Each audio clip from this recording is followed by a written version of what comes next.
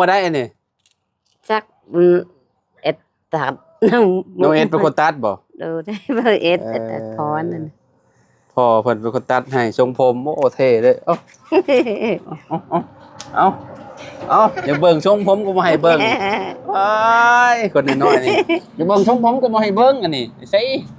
ส่ทรงผมมาเบิ่งนึกว่าทางหลังน่ะเบิ่งทางหลังแน่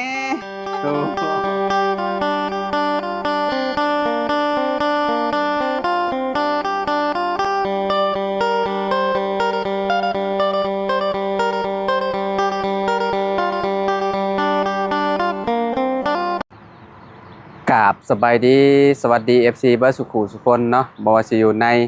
และก็ต่างประเทศพี่น้องก็ยินดีต้อนรับเข้าสู่ช่อง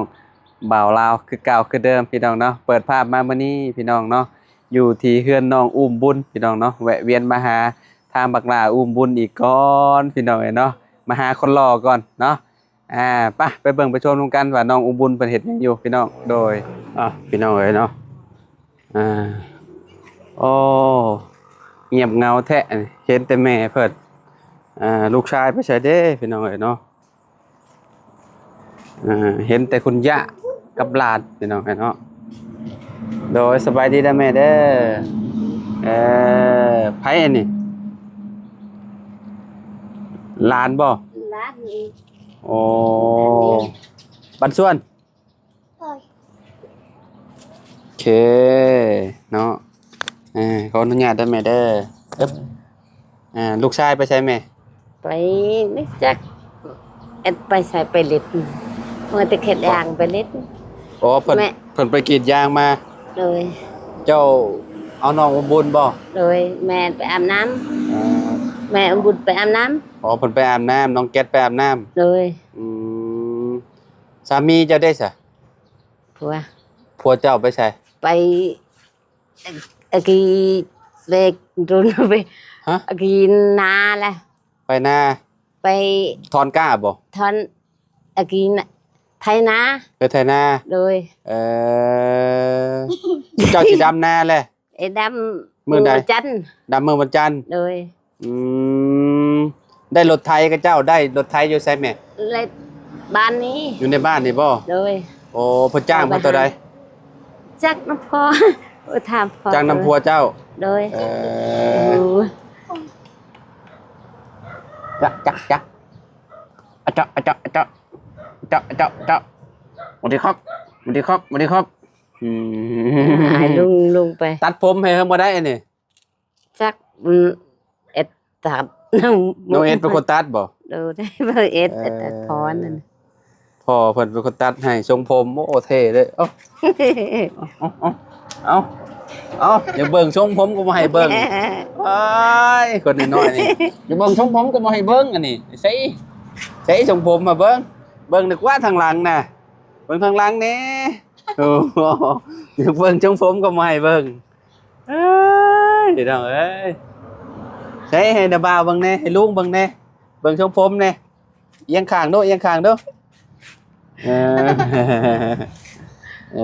พี่น้องอยู่น้ำเจ้ากับบ่ให้เนาะแม่เนาะเรากินอยู่บ่นมเด็กแต่ซอยน่ะกินนี่หมดแล้วพี่น้องเนาะเรากินอยู่เนาะแม่เนาะกินเขาซื้อมาให้เบิดแล้วบ่หมดแล้วลูกตอนนี้มีทอดดูทำนี่จะกินเบิ่งตลอดนี่อ๋อกล่องหนึ่งเรากินเบิดบอกกล่องน้อยๆนะหมดแล้วเราบ่ได้เจ็บท้องติแม่บ่เราก็กินข้าวหลายบ่กินหลายตอนอยู่กับเจ้านี่เจ้าป้อนจะคาบชามคาบชีคาบชามคาบชีคาบโยป้อนหลายเถื่อแท้ชามคาบชีคาบกินนี่หมดกินนี่ชามคาบชีคาบก็กินเบิดบ่โยพี่น้องเนาะบักหลาเอ้ยน้องหลาอุ้มบุญบักหลาอุ้มบุญบัดดีครับเกยเอาจักกันละพี่น้องนะสวัสดีครับพี่น้องไผบ่อยากอุ้มน้องอุ้มบุญนะพี่น้องเอ้ยคอยนะ อยากมาหาเราคุมื้อข่อยน่ะพี่น้องเอ้ยเนาะอืมพี่น้องเอ้ยเนาะคนหล่ออ่าคนหล่อจะมา โอ้อยากมาน้ำข่อยได้นี่พี่น้องเอ้ยเนาะจับมือลุงดูจับดู จับ จับ โอ้พี่น้องเอ้ยพุ่นน่ะอยากมานำอยากมานำเนาะพุ่นน่ะพี่น้องเอ้ยเนาะอยากคือกันเด้กับหญ้านี่พี่น้องเอ้ยเนาะหน้าตาตาเราอยากคือกันกับเจ้าเนาะ เลย นี่คือได้พี่น้องเอ้ยเนาะน้องอุบุญนี่อยากคือกันกับย่าพี่น้องเอ้ยเนาะ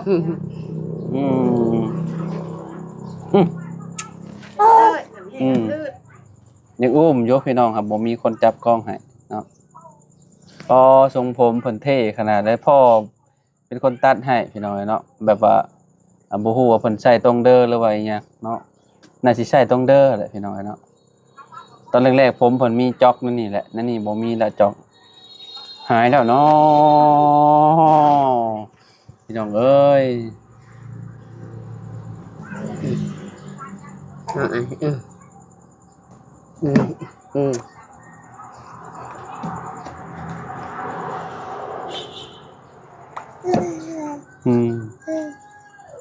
วันจันทร์เนาะดำนาเนาะ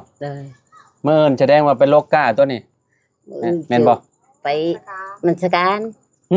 ไม่อ๋อแม่นแหละเนาะ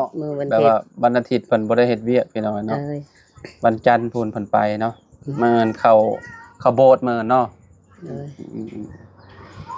วันอาทิตย์เพิ่นสิบ่ได้เฮ็ดเวียกพี่น้องเอ้ยเนาะอบบุญเนาะคือน้องเอสนี่ต้องอยู่กับลูกแล้วเนาะแม่เนาะแต่ว่าน้องเอสนี่เพิ่นบ่ได้เข้าคริสต์พี่น้องเนาะเพิ่น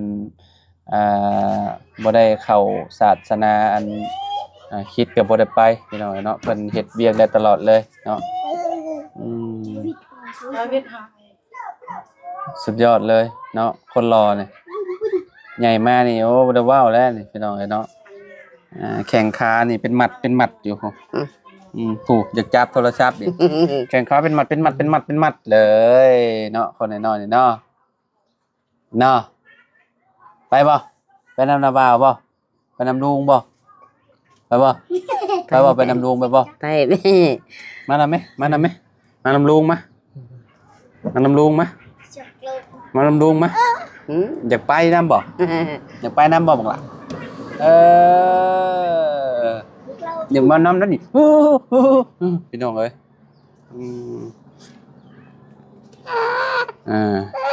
นี่นมพี่น้องเนาะเอานมเล็กตะซอยมาให้น้องอุ้มเพิ่นบังลานี่เอานมนี่จะกินบ่นมกินบ่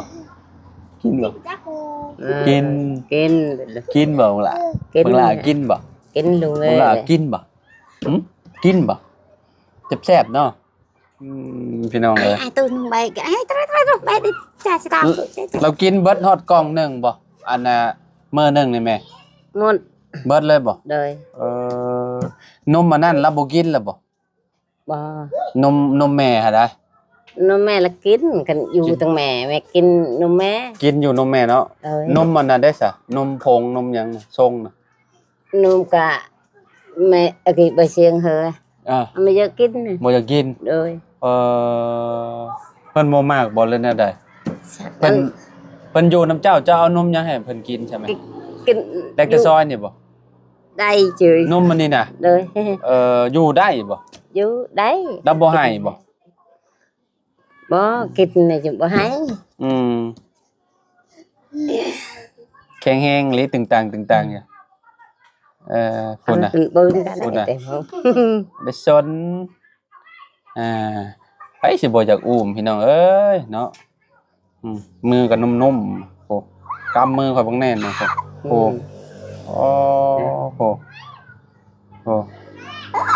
แพงบ่แพงไงหรือแพงบ่ลูกชายเป็นได้แม่ลูกชายเจ้าน่ะสมจิตน่ะมาแล้วบ่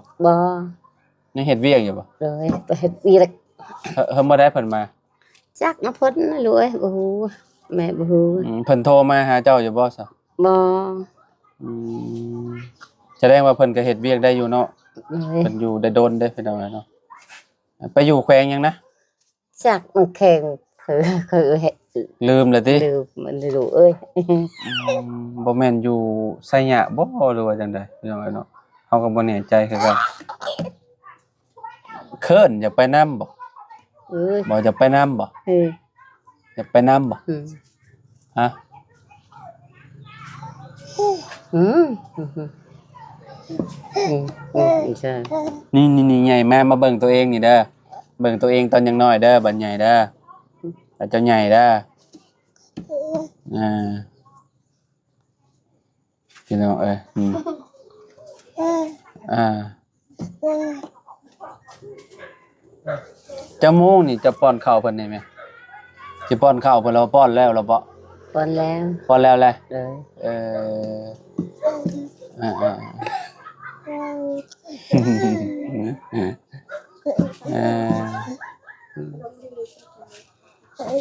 กลางเว้นเราก็บ่ค่อยอยากให้เนาะ อืม ให้อยู่บ่ บ่ บ่ให้เนาะ บ่ อยู่น้ำพัวเจ้าก็ยังอยู่ได้เนาะ ดึกได้ แบบว่าอยู่น้ำพ่อน้องเอสนะพี่น้องเนาะเราแบบบางทีน้องเอสไปเฮ็ดเวียกแบบนี้นะเราก็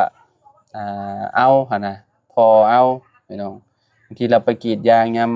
ตอนแรงแบบนี้กลับมาก็ประมาณ 7-8 โมงแบบนี้นะเนาะก็บ่ให้เปลี่ยนกันเอานี่ปู่กับย่านี่พี่น้องเนาะ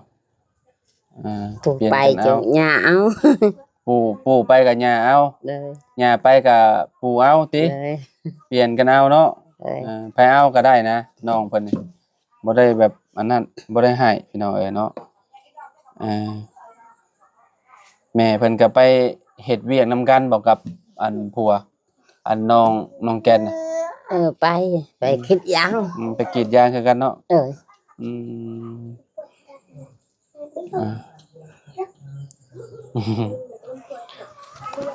FC ก็กินฮอดน้องอุบุญ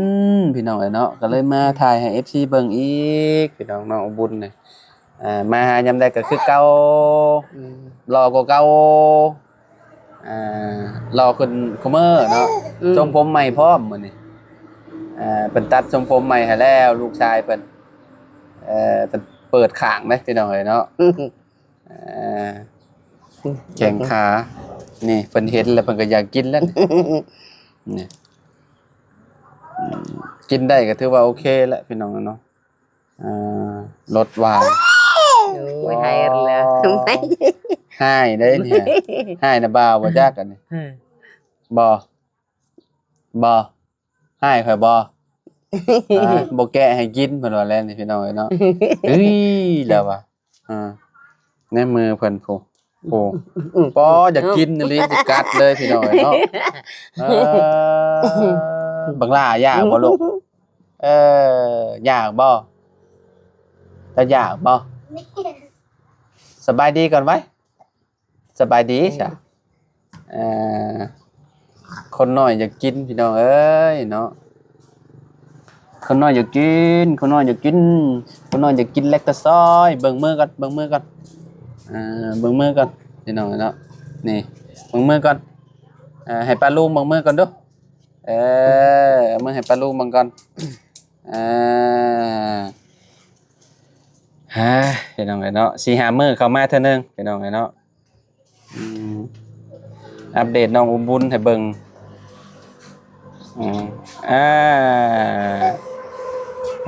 อีกบ่ดนจักหน่อยก็มีแขวแล้ว lâu จัง cũng xem này พี่น้องเอ้ยเนาะ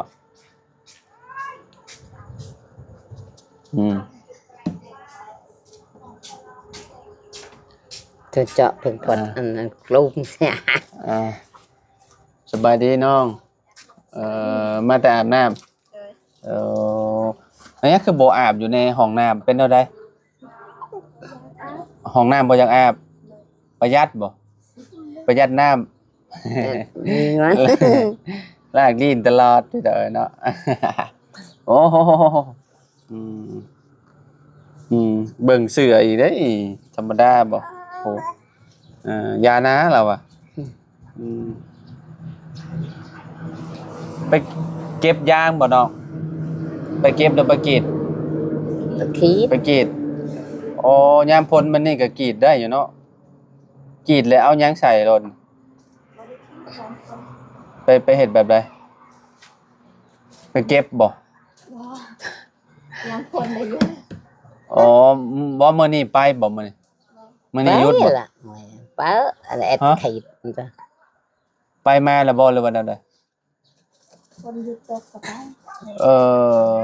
อ ตะคีดไหน ไปแล้วฝนตกก็บ่กรีดติคือแบบนี้เนี่ยไปมาแล้วบ่หรือว่าแนวใดไปมาเรียบร้อย เลย อืมให้ย่าเอาลูกชายติแมลงไปใหม่เนาะไอ้บ่แม่นมาเอิ้นเนาะเว้าว่าบ่แรงพี่น้องเนาะมื้ออื่นเช้าเพิ่นก็ไปใหม่อีกไปคุมื้อนะคะแนนว่าบ่อันน่ะคะแนนว่าฝนบ่ตก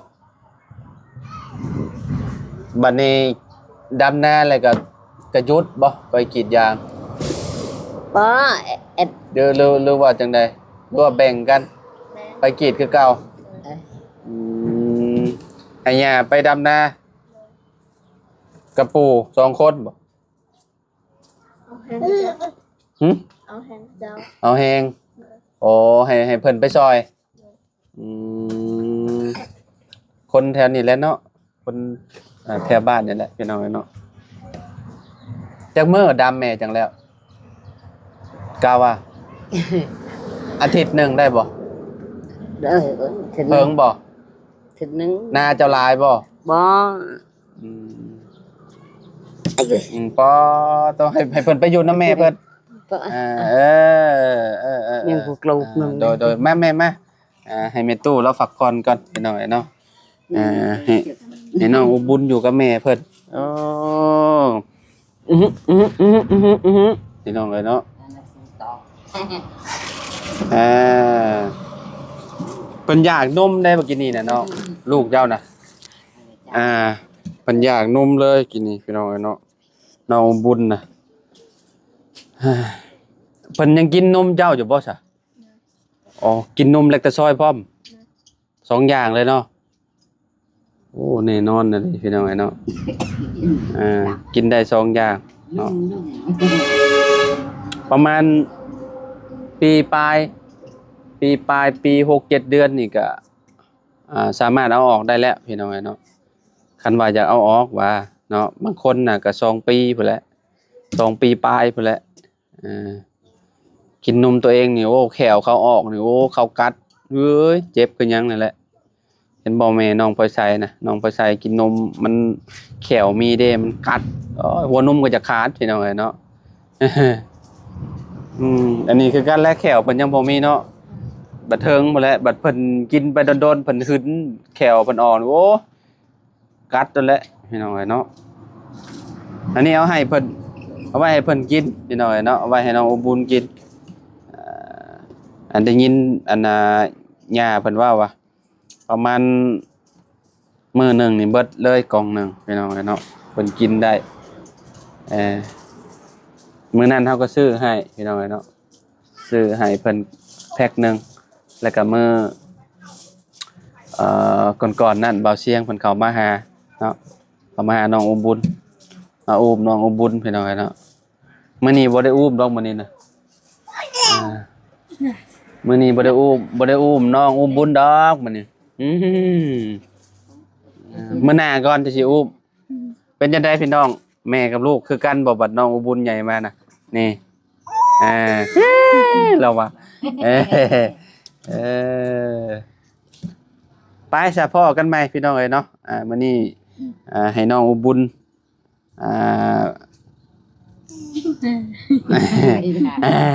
มื้อนี้ให้น้องอุบุญอยู่กับแม่ก่อนพี่น้องเอ้ยเนาะบ๊ายบายสวัสดีครับสวัสดีครับ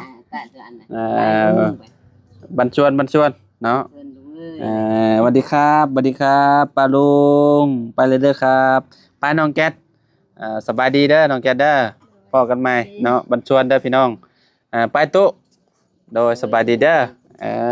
ไปพี่น้องเนาะพ้อกันใหม่ขอบคุณหลายๆที่ติดตามเด้อเบิดทุกคนสบายดีพี่น้อง